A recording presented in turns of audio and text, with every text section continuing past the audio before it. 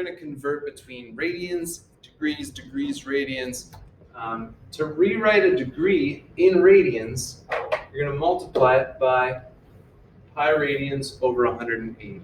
So if you're trying to cancel out degrees, you're trying to get rid of degrees, then you put degrees in the denominator. And we're always going to use 180 degrees.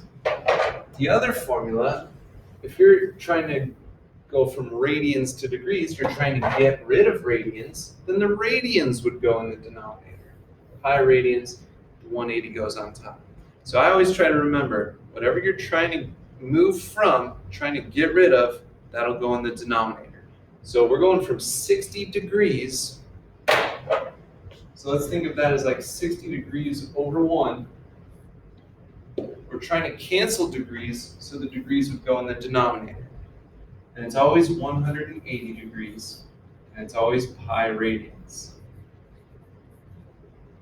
So let's simplify what we can. 60 goes into 180 3 times. So all we have left on the numerator is pi radians. All we have left in the denominator is 3. So we're just going to say pi over 3 radians. Now if you put pi radians over 3, that's fine. But you're typically going to see it as pi over 3 radians. Convert pi over 4 radians to degrees. So we'll start with pi over 4, and we'll say pi radians over 4.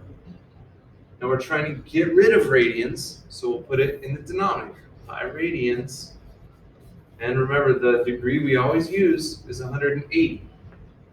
So if we cancel our like stuff, pi radians up here, cancels out the pi radians over here. So we're left with 180 degrees over 4, which you could even say 4 goes into 180 45 times. Or you could just divide it in your calculator. 180 divided by 4 would give you 45 degrees.